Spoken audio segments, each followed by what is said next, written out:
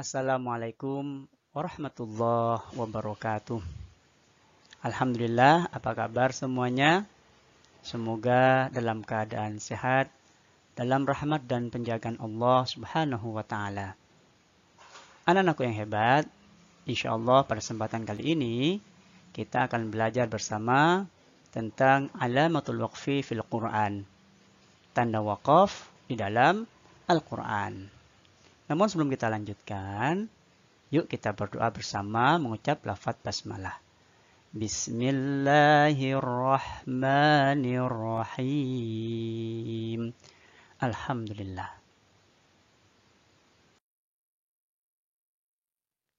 Anak-anakku yang hebat, tanda wakaf di dalam Al-Quran tentunya banyak sekali.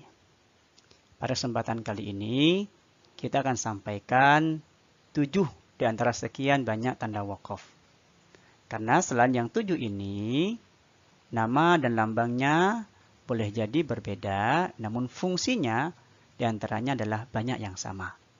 Oleh karena itu, untuk kesempatan kali ini, kita fokus ya pada 7 tanda wakaf yang ada dalam Al-Quran.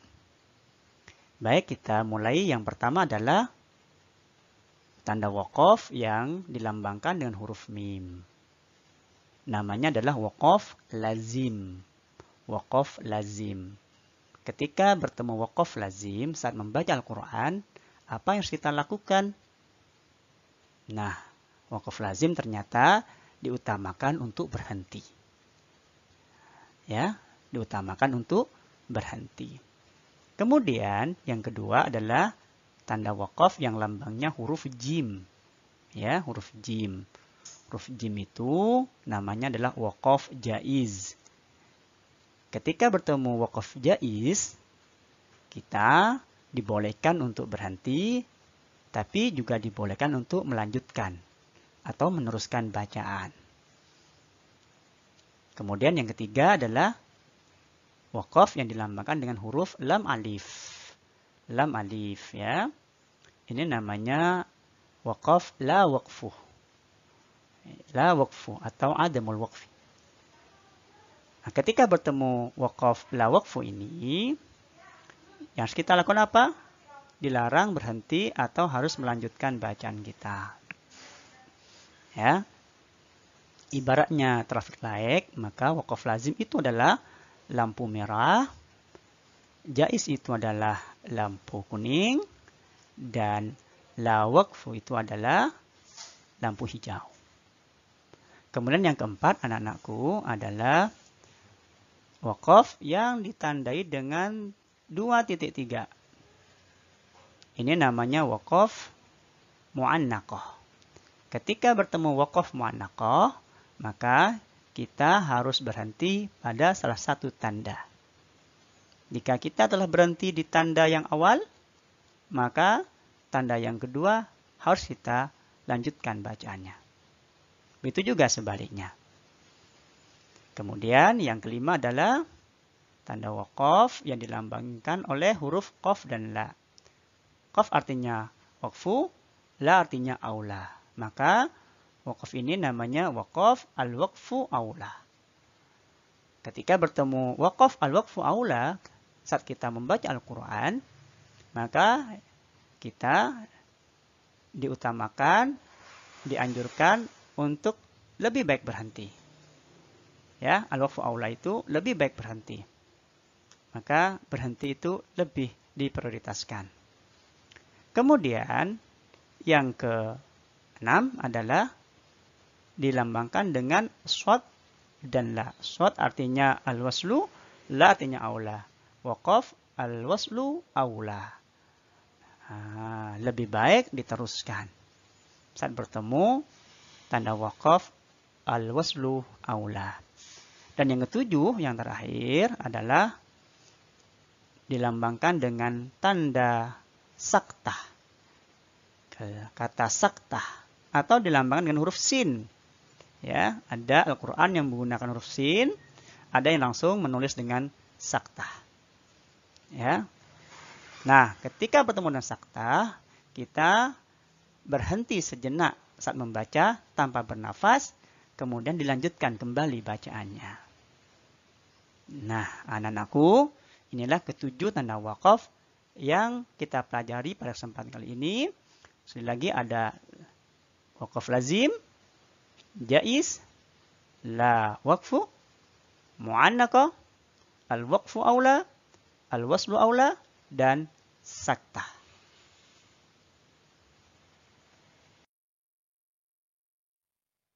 Anak-anakku yang hebat dan soleh-solehah, agar kita lebih memahami, kita coba mempraktekkan untuk mencermati ada wakaf dalam suatu kalimat ayat Al-Quran. At-tamsil contohnya adalah, perhatikan baik-baik di ayat ini. Di dalam ayat ini ada tanda wakaf, yaitu lambang huruf mim. Berarti wakaf lazim. Kalau ada wakaf lazim, kaidahnya adalah kita diutamakan untuk berhenti. Maka saat membacanya nanti kita berhenti di tanda yang dilingkari warna kuning. Kita coba membaca ya. A'udzu billahi minasyaitonir rajim. Bismillahirrahmanirrahim. Innama yastajibul ladzina yasma'un. Nah, berhenti. Setelah itu baru lanjutkan ayat berikutnya sampai akhir. Contoh yang kedua, perhatikan ada wakaf apakah pada kalimat ayat berikut ini. Yaitu wakaf la waqfu. Ketika bertemu la waqfu, dianjurkan untuk tidak berhenti.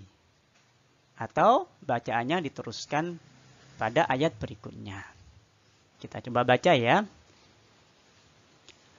Alladzina tatawaffahumul malaikatu thayyibina yaquluna salamun alaikum. Dan seterusnya. Ya. Intinya kita pahami di dalam ayat tersebut ada tanda wakaf dan bagaimana kita cara membacanya. Kita lanjutkan ya.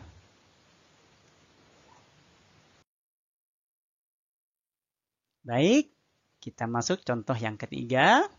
Perhatikan ada tanda wakaf apakah di dalamnya? Oh, yaitu wakaf jaiz. Dilambangkan dengan huruf jim ya. Wakaf jaiz. Ingat tadi jaiz boleh berhenti, boleh diteruskan. Kita contohkan yang berhenti.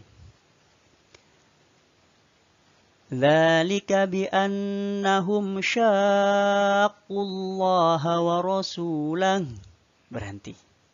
Ya, berhenti di wa rasulah. Boleh juga diteruskan. Dzalika bi annahum syaqqullaha wa rasulahu wa man yushaqiqillaha wa rasulah, dan seterusnya. Begitulah cara membaca ketika ada wakaf jaiz. Contoh yang keempat, perhatikan.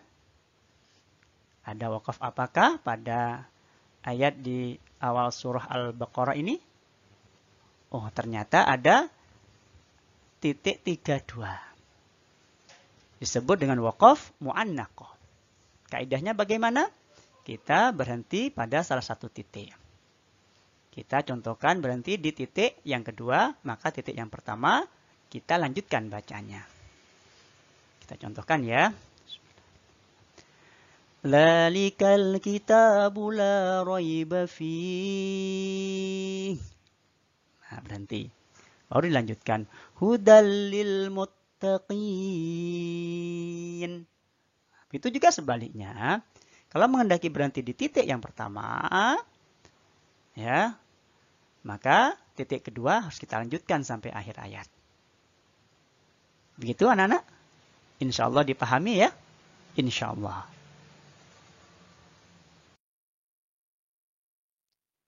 Baik, kita coba contoh yang lain ya anak-anak ya. Ini contoh yang kelima. Sebenarnya dalam ayat ini ada dua tanda wakaf. Tapi kita fokus pada waqaf qa dan la. Al-waqfu aula. Kaidahnya adalah diutamakan untuk berhenti. Berhenti itu lebih baik. Kita coba membacanya. A'udzubillahi minasyaitonirrajim. وَلَقَدْ آتَيْنَا مُوسَى الْكِتَابَ فَاخْتُلِفَ فِيهِ. Baru lanjutkan. وَلَوْلَا كَلِمَةٌ سَبَقَتْ dan seterusnya sampai akhir. Ya.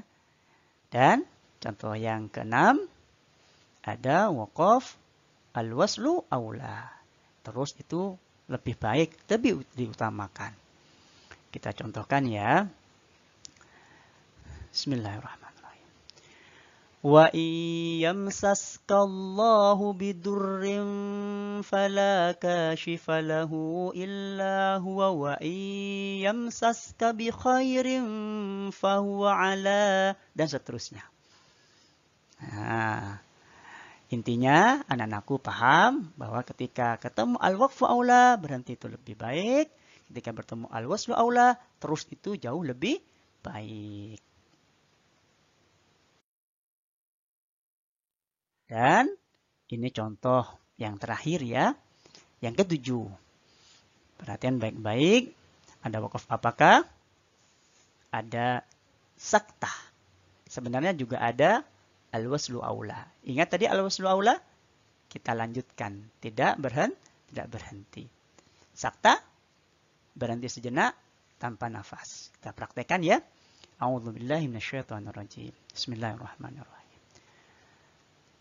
Kalla bal rana ala qulubihim ma kanu yaksibun. Bal rana berhenti sejenak. Nah, demikianlah anak-anakku ketujuh tanda waqaf yang kita pelajari kali ini. Contoh yang lain dapat dipelajari secara mandiri. Kunci utamanya adalah mengenali lambang dan nama waqafnya. Karena di antara waqaf yang lain, nanti fungsinya ada kesamaan fungsi dengan ketujuh tanda waqaf yang telah kita pelajari. Ya, oleh karena itu, semangat belajar, bukalah Al-Quran, coba diperhatikan ayat demi ayat dan perhatikan tanda waqafnya. Ya, insya Allah akan dimudahkan oleh Allah Subhanahu wa Ta'ala. Amin ya Rabbal Alamin.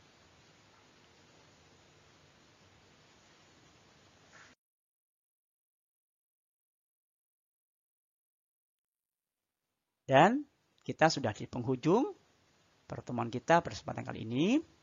Ustadz ingatkan kembali bahwa belajar tanda waqaf itu tujuannya kita menghindari berhenti dari memenggal ayat Al-Quran pada penggalan yang benar. Karena waqaf itu dibagi jadi 4. Ada waqaf tam, ada waqaf kaf, ada waqaf hasan, dan waqaf qabih. Ketika kita mempelajari tanda waqaf, kita berharap bisa menggunakan tanda waqaf dengan sempurna. Seperti tam, kalau tidak kita ke kaf yang cukup, atau pada hasan, berhenti yang baik, kita hindari waqaf yang qabih. Ya. Sehingga kita membaca Al-Quran, al-waqf wal-ibtida'nya bisa jauh lebih bagus. Demikian saja apa yang bisa Ustadz sampaikan. Tentunya kita bersyukur alhamdulillahirrahmanirrahim. Ustadz mohon maaf atas segala kekurangan. Akhiru da'wana alhamdulillahirrahmanirrahim. Assalamualaikum warahmatullahi wabarakatuh.